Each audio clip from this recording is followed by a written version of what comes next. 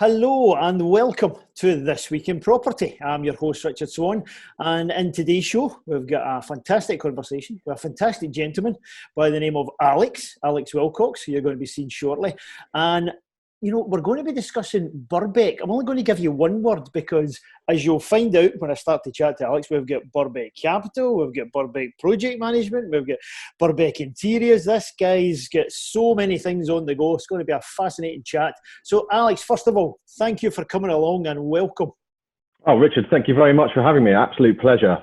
Great stuff. I'm looking forward to this and seeing where the chat goes and picking away at your opinions and your experience in this wacky world of property and business that we have these days, especially during these bizarre times, that's for sure. Well, now, it's getting crazier by the week, isn't it? So it really is. It's incredible. Absolutely incredible. But you do have an optimistic view, and we're going to be touching on that, which is brilliant. But Alex, you know, the man behind all these things we're about to chat about, what's his story? I mean, did you just pop out of high school and you just launched the entire businesses? Is that how it works? Is it nice and simple? I wish it was that easy. Unfortunately not. Look, I think to start off with, it's important to say that it's not just me. These are family businesses that I'm very fortunate to be involved in with my brother. We have very different skill sets which complement each other very well. As you touched on, we've got three businesses in the property sector.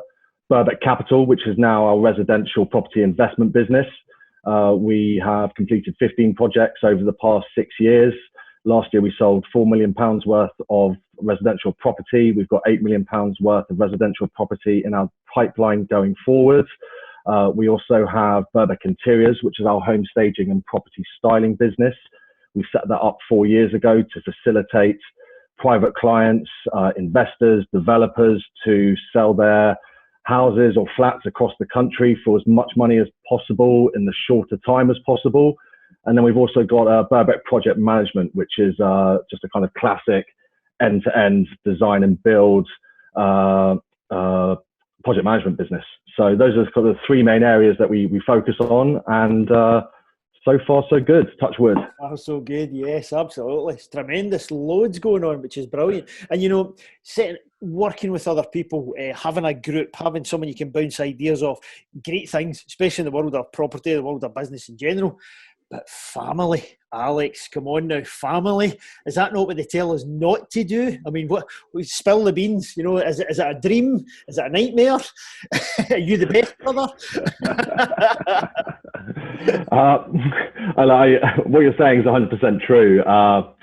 It's not without its challenges, but the rewards for me anyway are certainly far greater when you're doing it with your brother, essentially. I think myself and Jack, you know, from quite a young age, have always harbored an interest in setting up a business together. I'm very fortunate as well that, you know, Jack is a crucial element to what we do, especially on the development side and especially on the project management side. You know, he's somebody who actually studied property. You know, he's grown up around property. He is responsible for project managing all of our own developments. You know, he's very hands-on in that regard, and he's responsible for overseeing all the private client builds we have going in and we're working on in project management. So he is you know, a huge asset to the business. You know, I think the property sector as well, you know, it's an industry where you have to trust who you're working with because of the numbers. You know, the numbers and the risks that you take on any given project. You know, you have to have 100% belief and faith in the people that you're working with, that they're going to do what they say they're going to do. And I think in a family, it's a lot easier to put that trust and faith in your brother. So look, I say it works. You have to talk to Jack, see what his side is. But it's going to be a whole other show. The perils of property and how not to get started. Tune in for episode 2. No, I mean, you're so right in so many of those things. You know, the trust element, that understanding element. You know, being able to look someone in the eye and say, right, are we doing this? Is this definitely us? Yeah, let's go for it. And having that belief in each other, and you know, you can hold each other accountable as well. 100%. Such a big area. And you're right, you could argue that point for any business. Yes, of course you could. But you're right, with property, the numbers, the risks, the rewards are so much greater. Slips can be just so much costlier. So it becomes even more important, I suppose, in that regard. Well, we've all heard so many horror stories associated with the property sector. They're as old as time. People that have gone into JVs with somebody that hasn't worked, somebody who's invested in this or that. And, for me, one of the fascinating things about the property sector is not only is the scope of it huge, it encompasses so many different niches and assets and cliques, but as you said, the risks are very real, and you've got to be aware of those and work with people who understand that and that you can trust, and essentially build a business around. And that's what we've tried to focus on, and that's what we're doing, I hope. Brilliant stuff. Now, you mentioned Jack's background, Jack's training, qualifications, etc., his kind of skill set in the development, the management, organisation, everything. You mentioned also, one of the threads of the chat there was you and him definitely going to do some kind of business together. But did you know as well it was always going to be property, or did you just have maybe a more vague idea it was just going to be some kind of business? Where's your tie-in with property? So it's something that has always been part of our DNA as such, not to the extent that I've come from a long lineage of family property developers. That's certainly not the case at all. Right. As I said, Jack studied property, graduated university with a degree in planning, etc. He left university in 2007, 2008, just when the crunch was coming, and he found it really hard to get a job in property. Yeah. He went off and did some other bits and pieces. At that time, my background is sales in the city. Right. So whilst he brings a lot of the methodical sort of project management approach to what we do on a day-to-day basis, my skill set and where I come in, I'm responsible for site acquisitions, selling of the sites, managing the debt raising, as well as equity investors and all the kind of glamorous or unglamorous, depends on which way you look at it, side of things. Networking and building up our contact list, and taking care more of, I guess you could define the commercial aspects of the businesses, whereas Jack's responsible for what you see as the finished end product. And right. We work very well in that regard. Yeah, it's tremendous. A nice wee overlap, different skills, different areas of strengths and so on. That's fantastic. And again, another joy of doing that, a business with someone else, because it's not just 1 + 1 = 2, 1 + 1 = 11, because there's so many shared skills. That's fantastic. Exactly. So if we jump into the development part of the puzzle, then there's so many things to touch upon, but the developments, you skimmed over quite a few of the projects already done in the can. You've got some active just now. Do you specialise or deliberately target certain locations, certain types of property? How do you kind of set up your criteria? Yeah, well, I think, look, we've definitely got metrics that we use for investment. And I think, to go into that in more detail, we kind of have to start from the beginning in many ways, because, our story is either traditional or non-traditional way of starting in property development in many ways.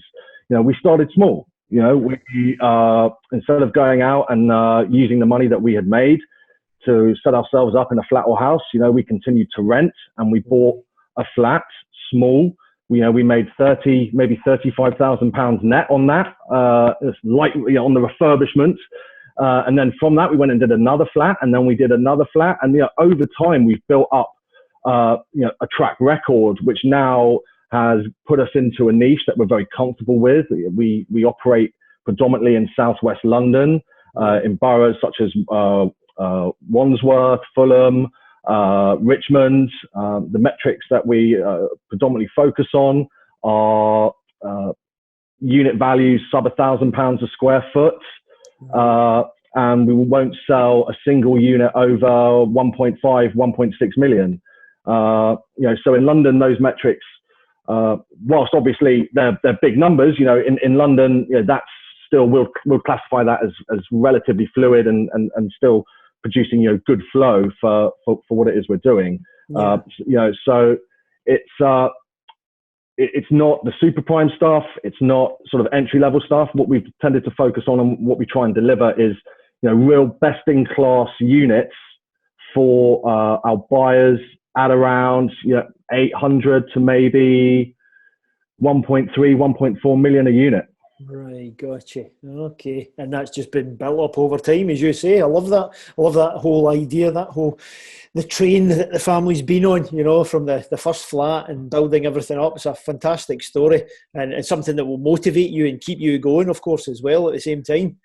I think it's been it's hugely valuable. You learn through your successes, you learn through your failures. And property as an industry. We learn early on. It's one of the few games where, as you've touched on, the rewards are fantastic, but you get it wrong. Oh. You can lose everything. And I've spoken to people, I've met people who have over leveraged, bought the wrong thing, gone with the wrong lender. There's very few other industries which can expose you like property, and through not necessarily trial and error, but through going through the process of starting small, learning the basics, and then escalating that. That gives our lenders security and faith, and they know what we're doing. It gives our equity guys faith and trust in what we're doing. And for me, it's been invaluable. Start small. I think we tend to think that success has to come in 12 months. Property's it's a medium to long game. I think if you have the attitude that you can make money quickly in it, you're gonna find yourself in some hot water pretty quickly. And the big ones are the ones that don't go well. That's exactly what you've got to learn from. And we've experienced that, and we've had that, and it's through those experiences that have really hopefully set us apart today, especially in this volatile market and the foreseeable future. Yeah, no, definitely. And when you look at that journey, when you look at that track record, the ups and downs, the roller coaster of the world, what would you pick as one of the the highlights, the moments of satisfaction, your beauty? Might have been a milestone, might have been a particular project, and then what one would you reflect on as the biggest lesson, the biggest challenge, the biggest obstacle? I think 2019 as a year was a really good year for us. Right. We sold 2 developments. One was a 3-unit build, so we had a 1-bed, a 2-bed, and a 3-bed flat in that. Right. The other was a single unit house. So just to give you some context behind that, the 3-unit flats that we sold, the GDV of that was about 2.45 million. Right. We put that on the market in end of January 2019. Within 6 weeks of it going on the market, we had completed on all 3. The money was back in our bank. Nice. That's a nice feeling. The house, we gave the keys to the agent on a Friday. This was in September 2019. We gave the keys to the agent on a Friday. Right. By Monday, I had 4 offers over asking price. Wow, that's a good weekend. My goodness. By Tuesday, we had sold it for £51,000 over asking price. Wow. And I'm before we launch a property, before we launch a development, a project, that's what I'm nervous. That's what I'm most nervous. Sure. Jack's nervous through the build and et cetera. Just before we launch a property, that's when I'm thinking, right, has everything that we've done, the thousands of decisions that we've had to make to get us to this stage, have they been the right decisions? Has the model that we've based this off worked? Has the product that we've built worked? So I'm always super nervous, just before we launch. But to have those results, and the banks, especially, when they come to us and go, we've sold all 3, it took 6 weeks, you can have your money back, thanks for coming. Yeah. In some ways, they're disappointed. Oh yeah, I'll bet. You can't pick up the pieces on this one, rats. And this is all, 2019. We're talking a Brexit market, which is supposed to be, right.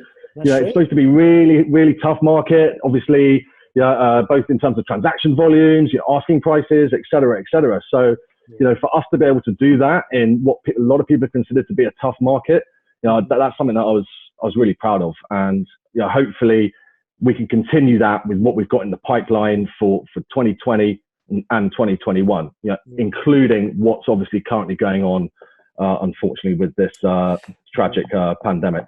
Yeah, absolutely. And what about the challenges? What about the obstacles? Come on, let's lay it bare. What one sticks out for you? Was there moments that you were kept awake at night? Kept awake for a couple of weeks. Oh my goodness, a long night. Yeah, look, it was our fourth project. It was our fourth project. And that, to be honest, we could have lost it all. Really? Yeah, we got, I wouldn't say cocky. Right.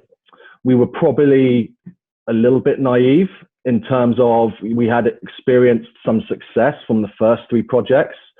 We bought a property. If you were selling it, you would say Kensington. If you were buying it, you would say Earls Court.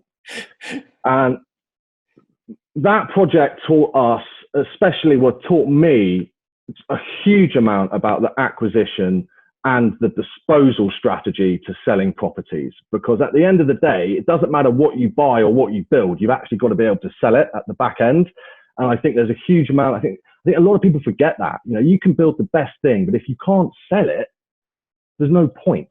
Exactly. So we bought this flat. It's on reflection was obviously not a great buy. We thought we would be able to sell it for. I think the model off the top of my head was about 1.65. I think the total build cost was about 1.3 all in. We thought we'd sell it for about 1.65. So there's obviously a lot of meat on the bone there. Yeah. We gave it back to an agent that had sold it to us. They hadn't called us up. We had found the property, but we said, look, here, have it back. And, I remember saying to Jack, look, because Jack was saying, look, who should we give it to? Who's going to sell it? I said, we'll just give it back to these guys. We'll sell it in a couple of weeks because the previous ones had. Right. And then 70 viewings later. Oh, my goodness. 0 offers. Oh, wow. £1.1 million wow. of bridging finance, because we were also running another development at the same time. 70 viewings and no offers. Wow. So those were a couple of sleepless nights. I'll bet they were. Something that's really good that you sharing that, because there's too many, the confirmation bias. Everyone can talk about their successes, everyone can talk about the profits and everything else, but people listening in, people who follow the show, and they've not even put their foot in the market yet, but they know they want to. They're kind of geared. They need to know these things. They need to be prepared for the good and the bad, the highs and the lows. So it's great that someone yourself with so much experience and so much success, you can also share your sleepless night times as well. Because they've got to learn from that. I'm so grateful that we managed to sell it, and the 74th or 77th person who came to view it, wow. She turned up and said to the agent, right, I'll buy this, I'll offer cash buy. It's like an angel, Richard. It's like an angel for us. It's an angel out of nowhere. Oh my goodness. We made £2,000 on that. We could have easily lost hundreds of thousands. And look, that's an experience that we still talk about regularly. With each other, yeah. It still sharpens our mind and it keeps us focused for what we're doing going forward. And also, leading up to that experience as well, Jack and I had spoken about wanting to scale the business, start to do more than one project at one time. Mm-hmm. And then, this, again, going back to property as an industry, there's so many different areas and different aspects that you've got to be experts on. Yeah. We would call up a high street bank and say, look, we want to do this. And they'll be like, well, you haven't got a track record. And we go, yeah, we know, but we want to get the money so we can get a track record. And they're like, well, you can't have any money because you haven't got a track record. So we were like, okay. And then, we went and spoke to other people, and we knocked on a lot of doors, and we couldn't get the finance or the money. And so we went to a bridging lender, and we were paying, pretty lumpy rates. Right. So going through all of that experience and being able to come out the other side and actually reflect on it and say, right, not necessarily what did we do right, but what did we do wrong, and how do we learn from that and grow, and what do we do next time? You know, that for us is invaluable. And when we sit in front of equity investors, that's the first story. It's always the first story. There you go. I like it. Just lay it all bare. Yeah. Show the lessons that have been learned. You know, you're not in denial. You're not brushing it away. It's usually the first question as well. Is it? And I think, if you are an equity investor or you're doing a JV, that would be my question. I don't want to hear about your success. I want to hear about your failure. Exactly. You talk to me about that, then you can talk to me about being successful. I love it. I love it. Now, with that in mind, with the bads, the obstacles, the challenges, the sleepless nights, just before we went on air, you started talking about how you're feeling, and you're feeling great, optimistic, challenged, up for it. How on earth can this man have that? Talk to me. What's your feelings just now? As I touched on earlier, I mean, obviously, it's dreadful, the pandemic and what's happening across the world. We and myself, Jack, look, I'm positive on what we're doing, and I'm optimistic on the developments that we have in our pipeline. And that all starts from the work that we did 9 months ago when we started looking at these sites, and when we started putting them into our models and saying, right, what should we buy this for? What can we do to this site? What can we sell it for? Everything that we did 9-12 months ago, in my opinion, is going to stand us in good stead and hedge us for the future. In our niche, in the property world, I listened to your COVID-19 podcast, which I agree with so much of that. What was said in there, I really agreed with a lot of it. For me, where we're working at the moment, supply and demand has been a massive issue for years, in as much that there is a chronic lack of supply of quality, best-in-class properties. Exactly. And I think for me, as a business, our cornerstone is building those. The supply. Okay, right now it's bad. It's going to get worse. So I'm confident in what Jack produces and what he's going to allow us to sell, and that's what's making me happy. Well, yeah, I like that. You've got that solid foundation, as you say, then you can trace it back. It's not just some quick win overnight. It's just happened. No, it's way back, 9 months back, and seeing all the building blocks being put together. That's fantastic. And let's touch on the future then. So that's coming out of the pandemic, whenever we get back to what we might call normal. Longer than that, how do you see things going? Do you see the supply and demand getting improved in any way, or is it a case that people like yourselves who've got the right structures, the right criteria in mind, that you'll still be able to find the right sites to work on? Well, I certainly hope that's the case. I think one of the things that I've noticed over the past 3 or 4 years is I think that the people that are in property at the moment, or the people that I come across in my network, they're all very good at what they do. Very few of them are relying on just market growth to produce their returns. Right. So for me, I think that's going to be the case going forward. Jack and I would go and view an auction property 5 or 6 years ago. There'd be 100 people outside. Yeah. It'd be like Laser Quest in there. People with laser measures going left, right, and centre. Every man and his dog on the street and woman on the street would try and buy an auction property. And these days, if I go to see an auction property, there's maybe 5 or 6 serious people who know what they're doing, with good lending relationships, good understanding of what they're buying, what they're going to do to it, etc. So I think the quality of developer has improved, or investor has improved over the past couple of years. It's taken a lot of those guys, or a lot of those businesses that were in it for a quick win out of the game. It's kind of sorted that out. So by taking a lot of those people out the game as well, it's kind of regulated the market for us. So there's still good opportunities to be found, and obviously people aren't paying massively over the odds for it, because again, on the flip side of that, not only are people being taken out of the game, but leverage. People can't go massive on leverage these days. Yeah. So it goes back to that, that track record, I guess, as well, where it's harder for people to get in and find good opportunities. So our project delivery runs up to Q3 2021, and I'll be honest with you, I haven't looked too far ahead of that. I'm kind of focusing on what we've got and what I can control at the moment. Gotcha. But I'm confident on where we're going to be in the market. You know as well as I do, there's so much press, and that's property, isn't it? That's property. Everyone's got an opinion. Everyone's an expert. That's why I love it. Yeah, so true. You can meet somebody who says it's going to crash 30%. You can meet somebody who says it's going to make 10%. Yeah, and that's what makes it such a fascinating industry to work in, because it is just so all-encompassing.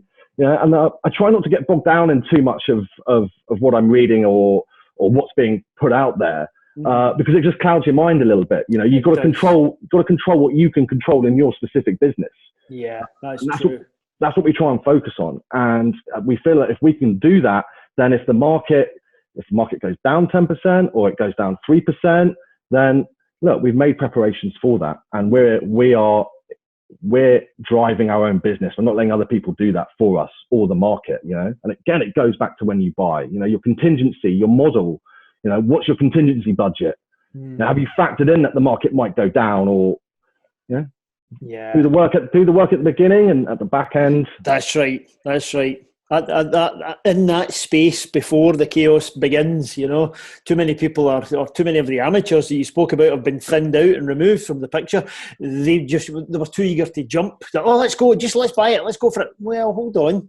Have you really stacked this up properly? Are you looking at this in the upside and the downside? You know, and lo and behold, they get cut out of the picture altogether, and it's just experts like yourselves that are, you know, still standing and still able to turn up for the next potential opportunity.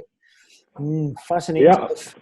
Yeah, and I think product's key as well. You know, what it is you're building, and right. What do you mean by that? The barrier to entry to property development shouldn't be money. Right. Now, just because you have money, that doesn't mean that you can be a property developer. I don't even like the term property developer because I don't even know what it means. Yeah. What does property developer actually mean? Yeah, again, that term encompasses so many different types of people that I've been fortunate to come across over the years. Yeah. You know, some of them are property developers. They haven't been to a site. I haven't been to our sites.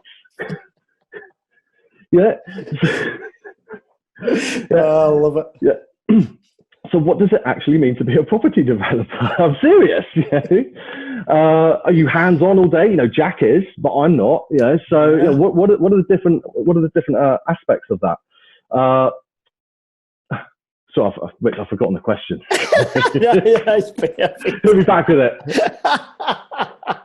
I love how you're looking at things, but because it's a perfect obvious question. Wait a minute, what is it? You know, because as you said, money shouldn't be, you know, that kind of entry level thing, the obstacle thing. It's bigger than that to you. Is it the vision of what you're doing, the vision of what you're creating? Is it that angle? Yeah, exactly. Yeah. So look, it's money. Money isn't the barrier to entry, right? That's not the thing that drives us.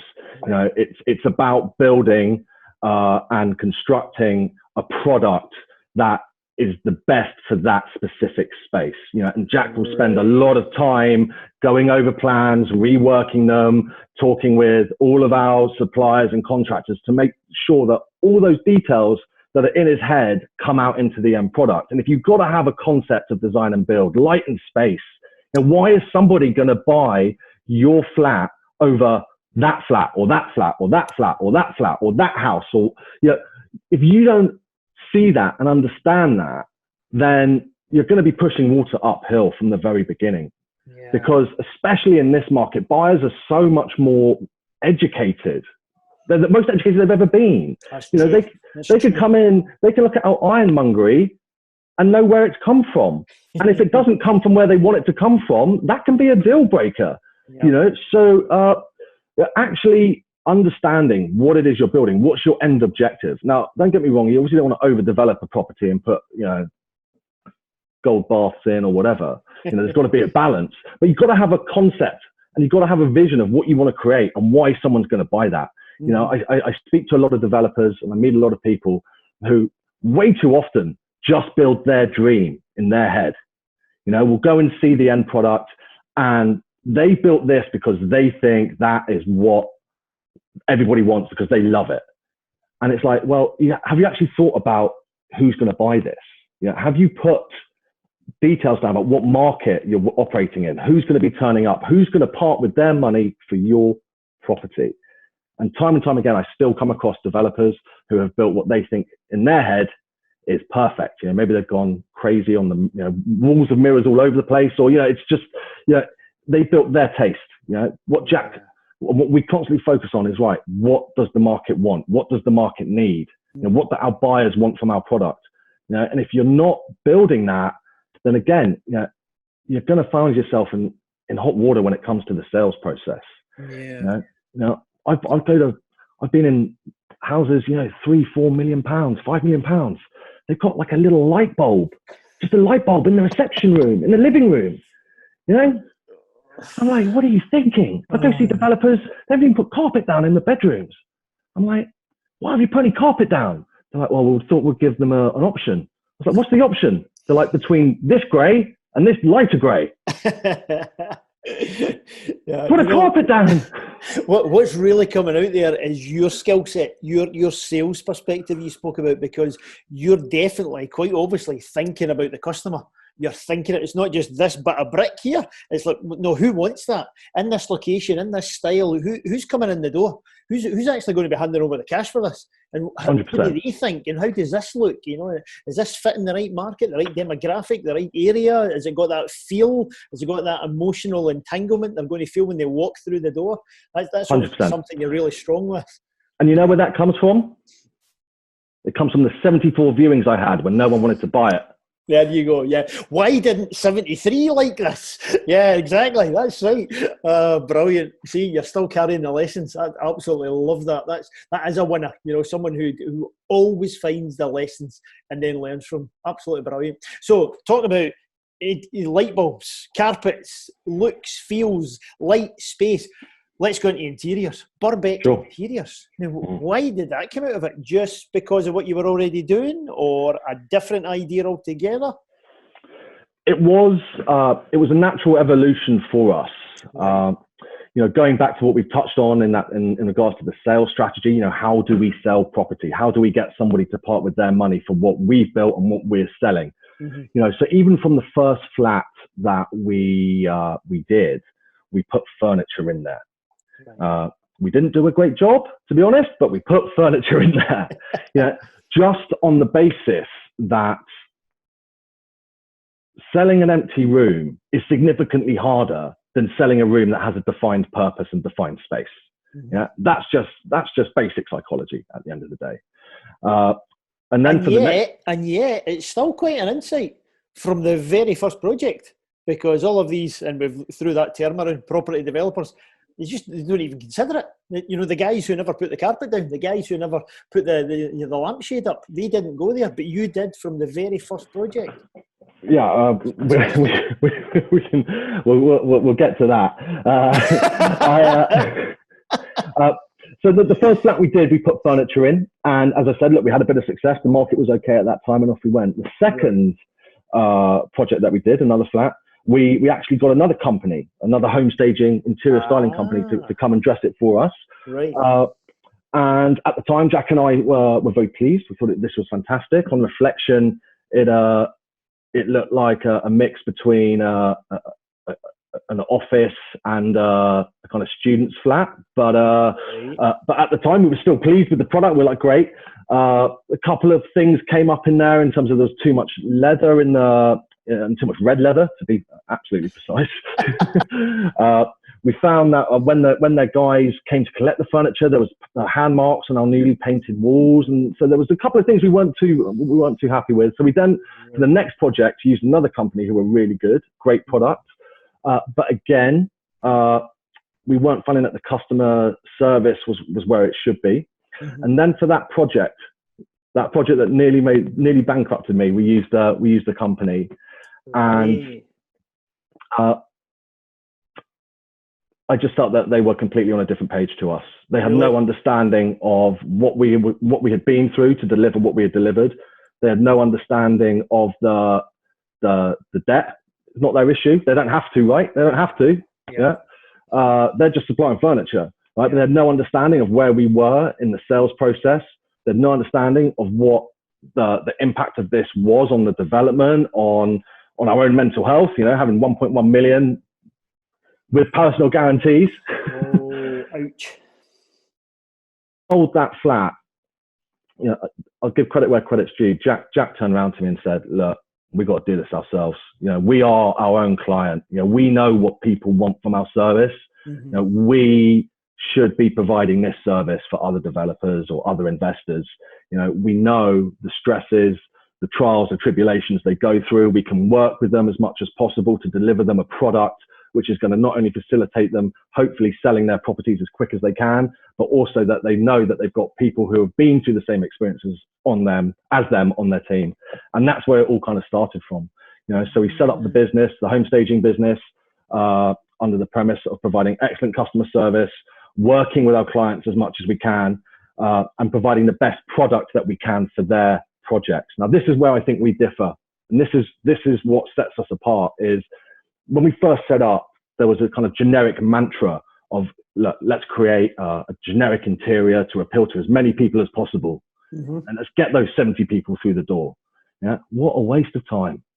Yeah. What an absolute waste of time. I don't want 70 people through the door. I want one who's going to buy it. You want the one buyer. That's right.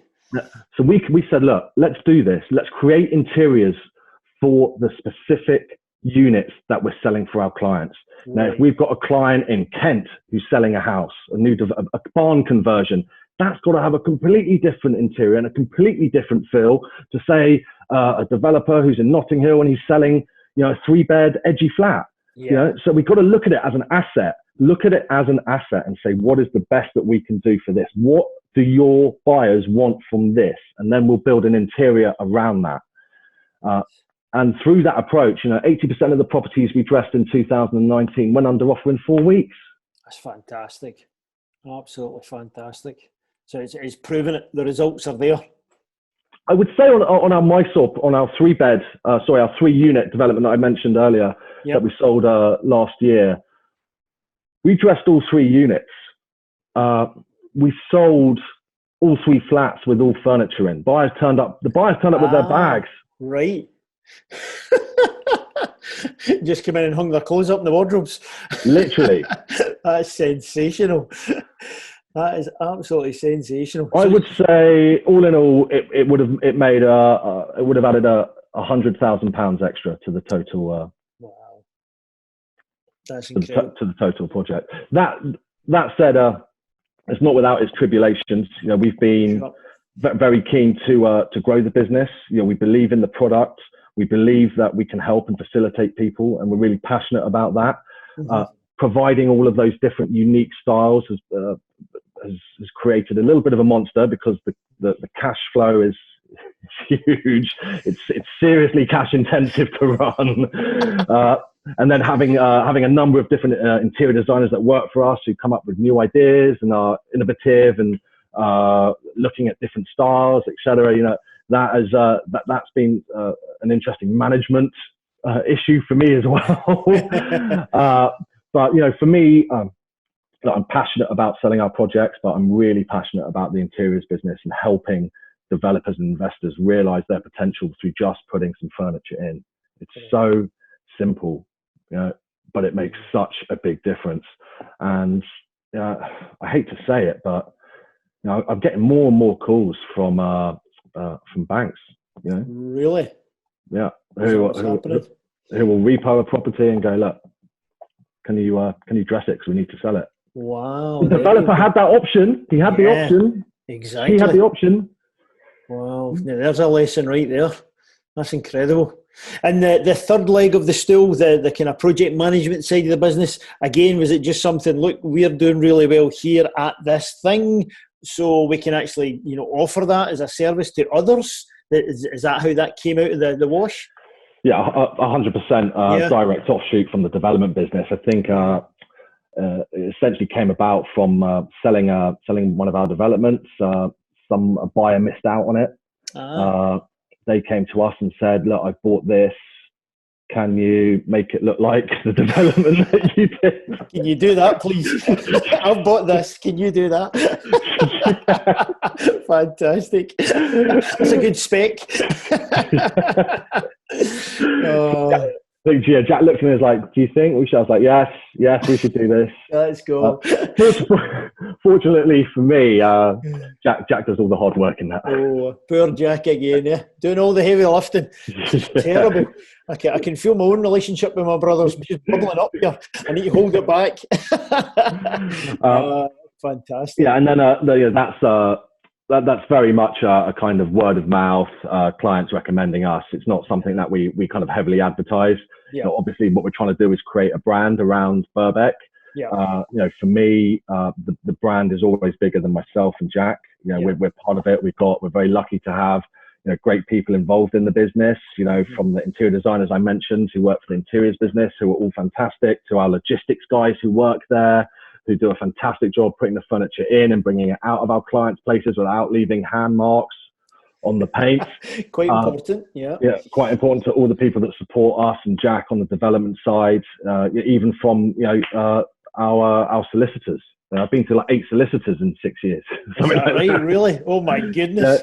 There's a big cast and crew who sit behind us, who enable us to now do what we do, and without them, there wouldn't really be a business. Yeah, and we definitely find that in these times, right? Because it's not easy right now. Yeah, you know, so how we treat our employees and our contractors, etc., through these times. You know, is what really hopefully sets you up for when the times become good again. Nah, so true, so true. And that fabulous team, if you're listening in, listeners, remember and check out the show notes page. You can get all the links off to the websites and you'll see that team in all their glory. And even the very special Albie the dog is in the team. Why has Albie got a starring role? Well, there's a funny story about that, actually. Because my dog wasn't allowed. Oh, now, is this another brotherly tiff? No, I'll let it slide. We're lucky to we have the dogs in the office, right? / warehouse on a either one dog's in or one dog's not, or both in at the same time. So I think Albie's a little bit more photogenic than my poor Bella. Poor Bella needs a makeover, just like the properties. Yeah, fantastic. Well, listen, I want to be respectful of your time because I could be chatting for hours and hours with you, but you're a busy man and a busy time. Let me leave you with one last question then. So much going on, so many things in the can, so many things still. You've got them active straight through to Q3 next year, as you've said. Do you still have a thing, a dream, a target, a something that, I'd love to tackle such and such, or I would love to hit that milestone, or I'd love to have a project in that location? Is there anything still hanging there you'd love to chase? How long have you got? Poor Jack, he must get this all the time. You're all allowed to pick one. Look, I think I could go on for hours, Richard, about that. There's so many milestones that we want to hit. There's so many objectives that we can see in the future that we want to achieve. Essentially, for us, to summarize all of that, is we really want to be the best at what we do, and create a brand which is synonymous with quality, trust, and providing the best product that we can across all 3 businesses that we can for our clients. Other goals, let's go international with the staging business. I want to go to LA, Copenhagen, Paris. Developments, we want to continue to scale that. There's a huge amount left for us to achieve. But again, the foundations have got to be good, because you can't build on sand. So true, so true. And what a fabulous lesson to end with. There you go, dear listeners and viewers. So make sure, if it's safe to do so, go into the show note pages, hook in with Alex, get all the context through the websites and so on, see their services. Maybe you're needing the staging done, maybe you're needing some of that brilliant project management. If the poor Jack is still alive by the time his terrible brother has worked him to the bone, he might be able to help you. But for today, Alex, for your conversation, for your insights, your service to the listeners, thank you very much indeed. Pleasure. Thank you very much, Richard. Well, I hope you enjoyed today's show as much as I did. Remember, with the guests that you just saw, go into the show notes for the page because all of their links are there so that you can get in touch and to get more information. And talking about getting more information, more guests, more insights, more knowledge, etc., make sure you're subscribed. Get the subscription done, get the notifications on, and then we'll always keep in touch with you every single time a brand new show is going to come out. So thanks for tuning to This Week in Property.